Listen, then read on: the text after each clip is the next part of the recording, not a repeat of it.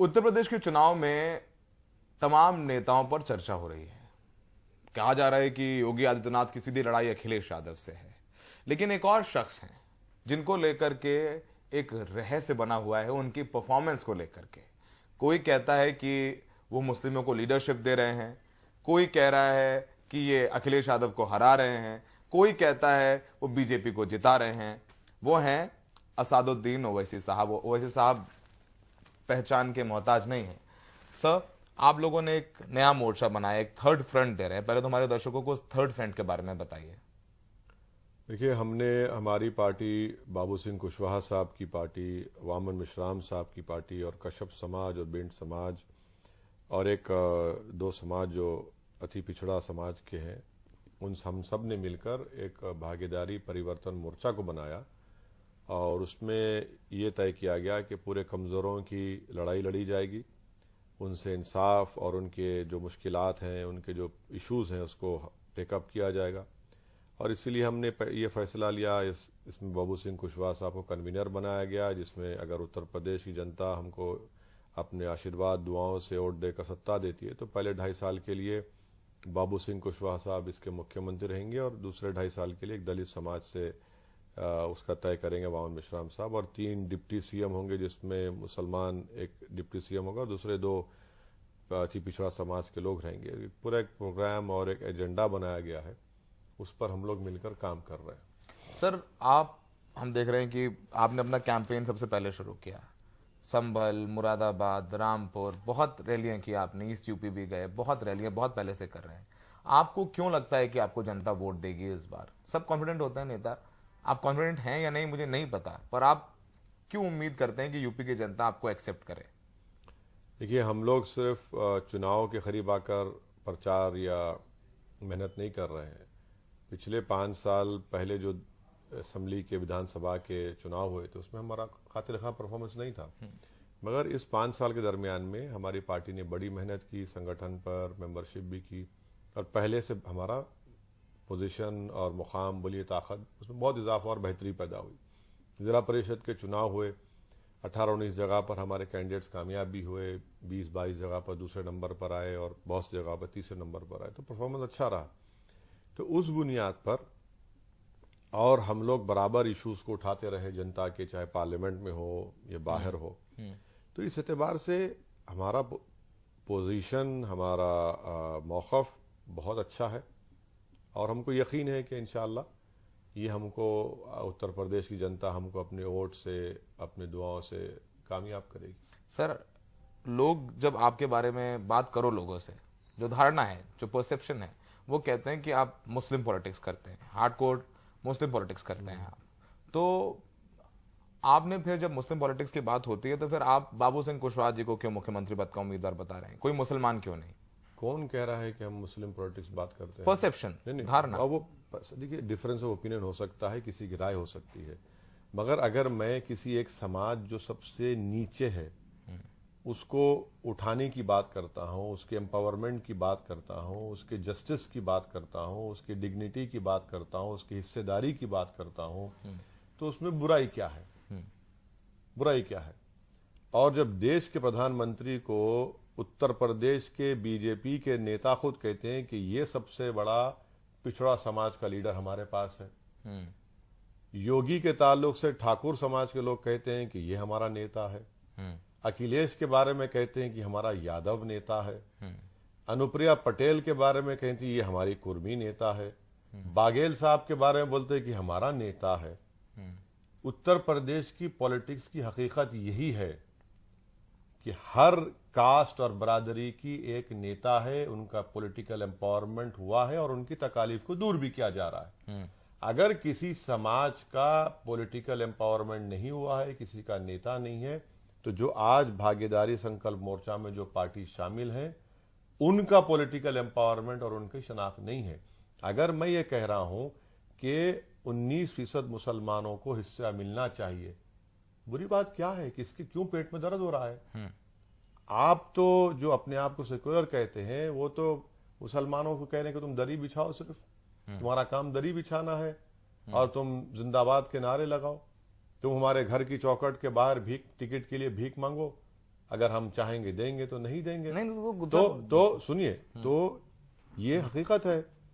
सहारनपुर से आप किसी को बुलाते हैं, तस्वीर लेते हैं, हाँ, उसको वादा करते हैं और फिर उसको आप धोखा देते हैं। और एक हकीकत सुनिए, इमरान मसूद की बात नाम किसका नहीं लूंगा। और एक हकीकत सुनिए, एक मौलाना कांग्रेस में शामिल होते हैं। आप ही के चैनल पर श्रीनिवास जैन पर कांग्रेस की बड़ी लीडर बैठकर बोलती है कि मेरा उनसे कोई ताल्लुक नहीं है। घर को बुलाकर फोटो लेते हैं, ट्वीट करते हैं। ये क्या है? तीसरा सुनिए, अखिलेश जहां से एमपी हैं, आजमगढ़ से, रमाकांत यादव पिता हैं आपकी पार्टी से, बेटा बीजेपी से विधायक लड़ेंगे, घर में एक ही रहेगा। तो आप कह रहे हैं सुनिए, मुकम्मल होने दीजिए। दूसरी मिसाल, बदायूं में एमपी बीजेपी की बेटी बीजेपी में और मौर्य साहब पिताजी समाजवादी में। बदायूं के एक्स एमपी इनके भाई अखिलेश यादव साहब के, वो आप उनकी बहन जिला परिषद चेयरमैन बीजेपी की सपोर्ट से। जयंत चौधरी साहब के भाई चौधरी चरण सिंह के पोते बीजेपी के कैंडिडेट। ये इन लोगों को नजर नहीं आता सब चीजें। ये क्या उत्तर प्रदेश की जनता बाखबर नहीं है? और हमको कहते हैं आप ये बात कर रहे हैं।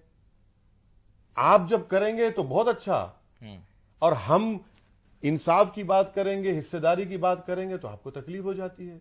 यही तो इनकी हिपोक्रेसी और डबल स्टैंडर्ड्स हैं जिसको ये एक्सपोज होते जा रहे हैं।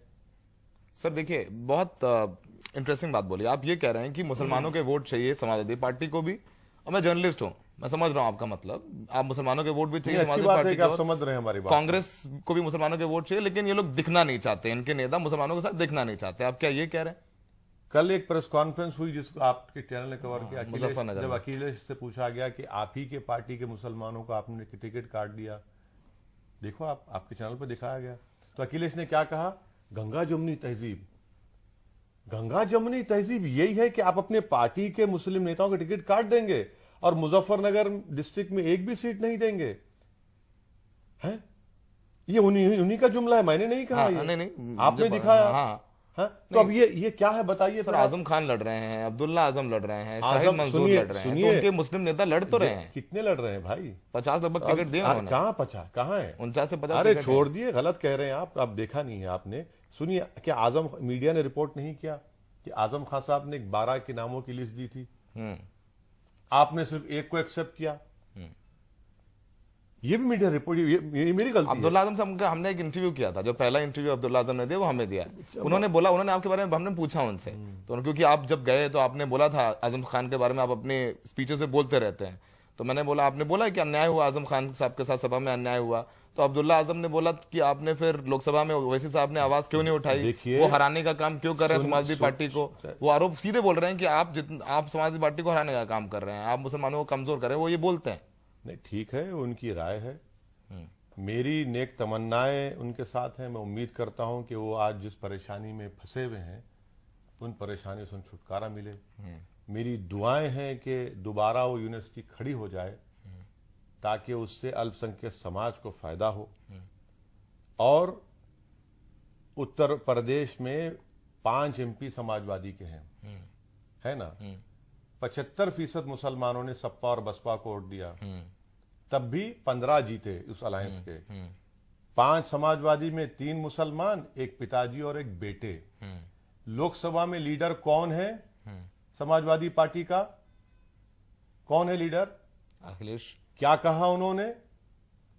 क्या दुनिया ये भूल चुकी है कि 2019 अगस्त में या जुलाई में अमित शाह ने एक बिल लेकर आया यूएपीओ कमेंट करने का? क्या समाजवादी ने तायीद नहीं की? जिसकी बुनियाद पर एनआईए का इंस्पेक्टर दिल्ली में बैठकर किसी शख्स का नाम जो मुसलमान होगा उसको टेररिस्ट घोषित कर देगा। आपने सपोर्ट किया, और आज आप हमको सिखाते हैं। कभी आईने में तस्वीर देखी आपने अपनी? आपने सपोर्ट किया। CAA, NPR, NRC पर कहां नजर आए आप? क्या आपकी स्पीच थी? क्या कहा आपने पार्लियामेंट में? ट्रिपल तलाक का जब मामला बिल आया, क्या कहा आपने? राज्यसभा में कहां गायब थे आपके लोग? हमको आईना मत दिखाइए, अपने गिरेबान में झांक कर देखिए। ये बात बिल्कुल सही है, और हम उनसे कहना चाह रहे हैं जो समाजवादी में जो मुस्लिम नेता हैं, मेरी बात को आप रिजेक्ट करो, मगर एक बात समझो कि 2017 में बीजेपी की सरकार बनी ना, बनी अखिलेश की लीडरशिप में, चुनाव हार गए, 14 में हारे, 19 में हारे, 17 से 19 तक आजम खान पे एक्शन क्यों नहीं हुआ? वो जवाब दें। 19 के बाद आजम पर क्यों एक्शन लिया गया, आजम खान के ऊपर? ये वो लोग सोचें। अल्लाह ने आप लोगों को दिमाग दिया है, अल्लाह ने आपको सोचने का सलीका दिया, आप मुझसे बड़े हैं। वैसे आजम खान ने कई टिकट कटवा भी दिए हैं, हमें पता है, इसलिए हम बोल रहे हैं। ना एक बात सुनिए, आजम खान समाजवादी पार्टी के फाउंडर्स में आते हैं। बिल्कुल है, बिल्कुल। और अगर वो मीडिया की रिपोर्ट सही है, अगर वो लिस्ट भिजाते हैं और उनके सामने का लड़का है अखिलेश यादव, बिल्कुल, समझे ना आप, अगर वो रिजेक्ट करता है, ये मीडिया की रिपोर्ट है, मेरी नहीं है, क्या पैगाम दे रहे हैं आप? सर आप सेटिस्फाई हो ना हो, उनका लड़का सेटिस्फाइड है, अब्दुल्ला आजम सेटिस्फाइड है। ठीक है, तो मुझे क्या करना है? वो राजी हैं तो मुझे क्या करना है?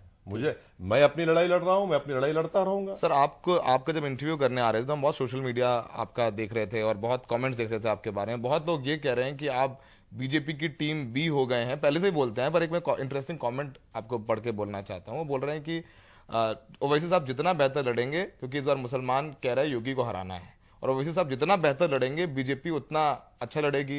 एक साक्षी महाराज बोल ही चुके हैं कि ओवैसी जी हमारे आदमी है। तो लोगों को ये कैसे समझाएं कि आप बीजेपी की बी टीम नहीं है? इसीलिए जब मेरे घर में शादी हुई थी तो मोदी जी आए थे। मेरे घर में जब शादी हुई थी मोदी जी आए थे, और मोदी जी से फोटो लेने के लोग एक दूसरे पे गिर रहे थे, यादव परिवार के मेरे घर में आए थे ना। इसीलिए मैंने 2019 के चुनाव से पहले खड़े होकर लोकसभा में कहा था, आपको मैं आशीर्वाद दे रहा हूं, आप दोबारा जीत जाइए। मैंने कहा था ना, ये सब हम ही किए थे। 2019 का चुनाव हम नहीं लड़े, उत्तर प्रदेश में आप लड़े, खैरात में 75% मुसलमानों के वोट मिले, तब भी आपके पास बाप बेटे 3 मुसलमान जीते, बाकी के हार गए। हम ही जिम्मेदार है ना, हम ही जिम्मेदार है ना। आप में इतनी हिम्मत नहीं है बोलने की कि आपको तो मुस्लिम वोट मिला, दूसरा वोट क्यों नहीं मिला? बोलिए, कभी आपने सुना इनकी जबान से, इन ठेकेदारों से सुना आपने कभी कि हमको यादवों ने वोट नहीं दिया, हमको पिछड़ा समाज ने वोट नहीं दिया, हमको हिंदू भाई बहनों ने वोट नहीं दिया? तुम मुसलमान को डराते हो, अब ये डर टूटेगा और टूट चुका है। आप बोलिए ना, क्यों नहीं कहते आप? इल्जाम हम पे लग रहा है। 3 लोकसभा की सीट हम लड़े, हैदराबाद की आवाम ने बीजेपी को हराया, औरंगाबाद की आवाम ने 21 साल के शिवसेना के एमपी को हरा, जो कांग्रेस एनसीपी नहीं हरा पा रही थी। इम्तियाज जलील साहब। तीसरा किशनगंज बिहार लड़े, 3 लाख वोट अख्तरुल ईमान साहब को अध्यक्ष को मिले और कांग्रेस जीती वहां पर। मां बाकी पर क्या किए? हमारी वजह जीती बीजेपी। अरे तुम नाहल हो, तुम में हिम्मत नहीं है मोदी से मुकाबला करने की, और तुम इसलिए हार रहे हो क्योंकि तुम ये बताना चाह रहे हो देश को कि मोदी से बड़ा हिंदू मैं हूं। तुम ये हिंदू कंपटीशन में मोदी को फायदा पहुंचा रहे हो। इसीलिए कह रहा हूं कि 3 चुनाव समाजवादी अखिलेश की लीडरशिप में आ चुकी है, 14, 17, 19। 2012 में तो जीते वो, कौन सी सरकार तो रहे ना। कौन सी 12 जीते? हाँ, अच्छा सवाल किया, 12 जीते, बिल्कुल अच्छा सवाल किया। 12 जीते। 2000 सुनिए हम आपसे जवाब सुनिए। 12 जीते। कितने मुस्लिम एमएलए जीते मालूम आपको उस वक्त? 69। क्या हुआ? मुजफ्फरनगर का कांड हुआ, कई मुस्लिम महिलाओं का रेप हुआ, अब तक इंसाफ नहीं हुआ। जाके रिपोर्ट पढ़िए नेहा दीक्षित की। 50,000 मुसलमान बेघर हो गए। 50,000 से ज्यादा हुए सर। हाँ बिल्कुल हुए। आपने चार्जशीट नहीं डाली, आपने योगी आदित्यनाथ के खिलाफ प्रोसिक्यूशन की इजाजत नहीं दी। कहां से पढ़ा हमने? कैरामान मैगजीन से पढ़ा। आपने क्या किया? आपने क्या हाशिमपुरा मलियाना के केस में आपने चार्जशीट डाली? इनकी सरकार थी। बताइए कितनी लंबी फेरिस्त है। आपने क्या किया भाई मुसलमानों के लिए? बताइए आपने ये किया? आप क्या करेंगे सर? अगर आप आए तो मुसलमानों के लिए हिस्सेदारी की बात कर रहे हैं। हिस्सेदारी में क्या? सुनिए, हिस्सेदारी सुनिए, इलाबरेट कर रहे हैं। हिस्सेदारी राजनीति में, हिस्सेदारी शिक्षा में, हिस्सेदारी रोजगार में, हिस्सेदारी पुलिस में भर्ती की, हिस्सेदारी हर चीज में हिस्सेदारी की बात होगी। ये दरी बिछाने की बात अब नहीं होगी कि भैया तुझ पे मेरी जवानी कुर्बान, भूल जाओ, अब कोई कुर्बानी नहीं देंगे, बहुत दे चुके हैं। 50 साल से दादा दिए, बाबा दिए, अब नहीं देंगे कोई कुर्बानी। आपकी स्पीच हम सुनते हैं तो उसमें आप अखिलेश यादव के खिलाफ ज्यादा बोलते अरे हैं। आप मोदी के आप योगी के खिलाफ कम नहीं, बोलते हैं। आप पूछिए सवाल, हम बोलेंगे। आपने सपा के बारे में पूछा तो बोला हमने। सर योगी जी ने सुबह उठते हैं, इन्होंने कल ट्वीट किया कि अगर वो जीते तो जिन्ना आएंगे, पाकिस्तान की एंट्री हो गए, दंगे की बात करते हैं। इस चुनाव में और कोई बात बीजेपी नहीं दोनों कर रहे हैं ना, जिन्ना की बात योगी भी कर रहे हैं, अखिलेश भी कर रहे हैं, हमने तो नहीं की। ये इनकी मानसिकता है, ये दोनों की मानसिकता यही है कि इनको जिन्ना नजर आता है तो ये कर रहे हैं। अच्छा, और एक चीज, आप योगी, हम तो बीजेपी से पूछना चाह रहे हैं, डबल इंजन की सरकार, जब 2017 में अनएम्प्लॉयमेंट 2.9 था उत्तर प्रदेश में, आज 4.8 कैसे पहुंच गया? आज ग्रेजुएट जो नौकरी चाहता है 51% अनएम्प्लॉयड है, जो टेक्निकल एजुकेशन है 46% अनएम्प्लॉयड है, जो आपके डिप्लोमा सर्टिफिकेट होल्डर्स है 61% अनएम्प्लॉयड है। कौन सी डबल इंजन की सरकार है? और एक बात, कितना जीडीपी गिर गया योगी आदित्यनाथ के राज में, कितना पर कैपिटा इनकम है गिर गया, इसका जिम्मेदार कौन है? इसके ऊपर बात ही नहीं करते ना ये लोग, इसके ऊपर बात ही नहीं करते। तो हर एतबार से बीजेपी की सरकार गवर्नेंस में नाकाम साबित हुई है। सर आखिरी सवाल आपसे, बहुत आपके नाम पर, अरे बहुत बेसिक सवाल पूछ रहा हूं मैं, बहुत और नहीं, आप फंडामेंटल सवाल बेसिस आपका काम है, पूछिए जो पूछना है। आपके नाम से बीजेपी बहुत सारे लोगों को डराती हुई है कि ये ओवैसी के हितैषी लोग हैं, ये आजम खान के हितैषी लोग हैं, उनके लोग बोलते आते हैं जाकर के। बीजेपी को लगता है कि आपका नाम लेकर के या अखिलेश को जिन्नावादी बता के या पाकिस्तान समर्थक बन के उनका पॉलिटिक्स बेहतर रहता है। देखिए, हमारा नाम इतना मोहब्बत भरा है कि मुंह से अच्छा बोलना भी आता है इनको, इतनी मोहब्बत हमारे नाम से है असदुद्दीन से कि इनको बोलना पड़ता है। अखिलेश भी बोलते हैं, योगी भी बोलते हैं, संघ परिवार के लोग भी बोलते हैं, हिंदुत्व ऑर्गेनाइजेशंस कहती हैं गर्दन काट देंगे इसके, हमारे घर पर हमला हो जाता है दिल्ली के 3400 रोड पर, और मेरे पड़ोसी इलेक्शन कमीशन ऑफ इंडिया है, मेरे घर के सामने दिल्ली पुलिस है, तो हमारा नाम बोलते हैं। पूरी राजनीति क्या है? ये एक डराते हैं और एक किसी और का डर दिलाते हैं, यही खेल हो रहा है। अब हम इन दोनों से नहीं डरेंगे, हम हिस्सेदारी की लड़ाई लड़ रहे हैं। हिस्सेदारी की लड़ाई में हमको अपना हिस्सा लेने के लिए उत्तर प्रदेश के मुसलमान, अल्पसंख्यक समाज, दलित समाज सब जान चुके हैं कि बगैर पॉलिटिकल एम्पावरमेंट के कुछ नहीं होगा। वरना सिर्फ ये नारे लगते रहेंगे तुझ पे जवानी कुर्बान, तो बीजेपी के लोग बोलेंगे हम नून नहीं खाएंगे, उनको जिताएंगे। अब कुछ होने वाला नहीं है। ओवैसी साहब से जबरदस्त बातचीत। अब जनता जनार्दन है, जनता की अदालत में ओवैसी साहब भी हैं, अखिलेश जी भी हैं और योगी जी भी हैं। 10 मार्च को तय होगा कि ओवैसी साहब की बातों का कितना असर होता है, लेकिन फिलहाल ओवैसी साहब ने यूपी की राजनीति को बेहद दिलचस्प बना लिया है।